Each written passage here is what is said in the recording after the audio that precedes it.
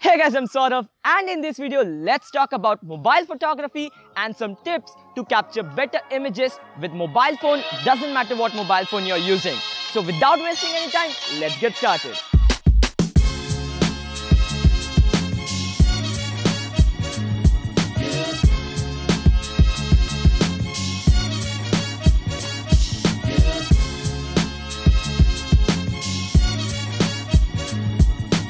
So nowadays, basically mobile phones are very portable, okay? Every time you're not carrying a bulkier camera with a bulkier lens, but every time you have your mobile phone in your pocket. So it's a very versatile device to capture images. And now since the mobile cameras are getting better and better, you actually have a very powerful camera in your pocket. So let's see some tips to actually capture better images with the device you have. The first tip is to clean your mobile camera lens. Now this might seem very obvious, but if your mobile camera lens is not clean enough, you won't get the best images. You might have your mobile phone in your pocket or your bag, or it is exposed to some kind of dust, and then basically your mobile camera lens will have some kind of smudges or dust. So you can use a microfiber cloth to clean your camera lens, or if you feel the dust is actually a bit more, what you can do is you can use a cotton swab and just moist it a bit with water and clean the lens gently. Make sure you don't spray any kind of liquids on your mobile phones because it can damage the lenses and also the mobile surface, right? So make sure you clean your camera lenses regularly to get the best images out of your lenses. The next tip is to use the least ISO possible. Now don't misunderstand me, I said least ISO but which is possible. Now the concept of ISO is if you shoot at a lower ISO, you get better images because the grains are less and you get sharper images too.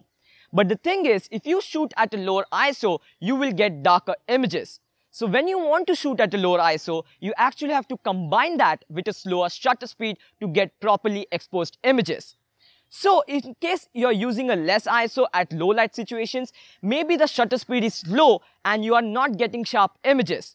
So you have to make sure that the shutter speed in low light situations is about 1/10 or 1/20th of a second, and then you adjust the ISO according to the exposure. Make sure that just because you want a low ISO, you're not shooting darker images. Because once in post-processing you try to boost the exposure, basically the image quality will get worse and worse. So make sure you're capturing better exposure with a slightly more ISO but also a slower shutter speed. The next tip is to use a tripod.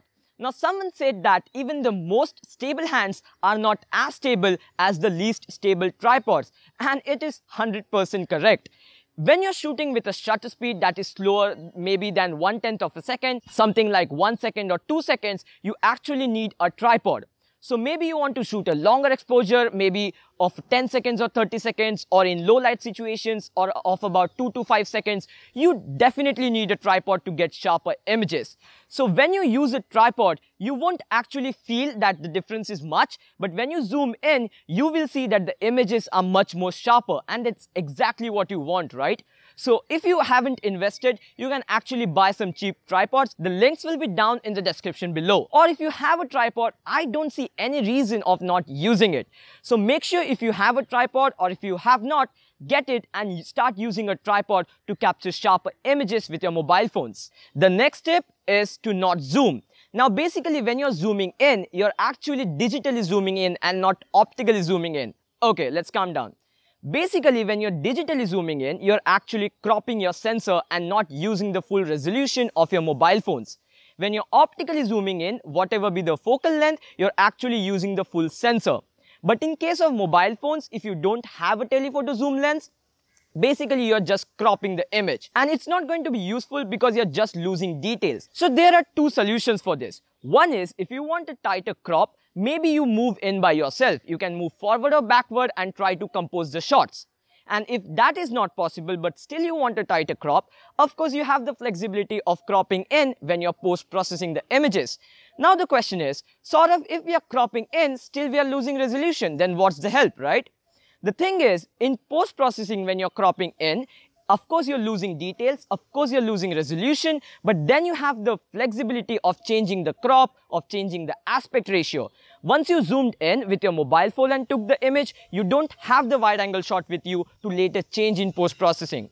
So if you actually want a tighter zoom, Then use a wide angle shot, and later in post-processing, you can obviously change whatever you want to. The next tip is to shoot in RAW. Now, I have always focused on shooting in RAW because when you're shooting in JPEG, whatever mobile you're using, whether it be Samsung, an iPhone, OnePlus or a Redmi, all the company manufacturer have a software processing that actually processes the raw image that your mobile takes. And I'm not a big fan of internal software processing. I like to capture raw images and then post-process it by myself. If you don't know what's the exact difference between JPEG and RAW, there will be a separate video right here. So basically, when you're capturing raw images, in post-processing, you have the flexibility of changing the highlights, the shadows, the colors, the details of the image, and you get a lot more flexibility than a JPEG file. So instead of depending on some other software, you are actually tweaking the image as per as you want, and you will see you are actually going to get better images just by shooting in RAW. If your stock camera application is not allowing, there are different applications that allow you to shoot in RAW. The applications that I'm actually talking about, all the links will be down in the description below.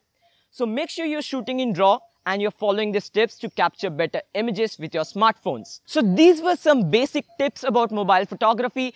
Even though these were very basic tips, I'm pretty sure that if you follow all of them when you're shooting next time, you will get better images. So if you enjoyed this video, press the like button. If you loved it, press the subscribe button if you haven't already.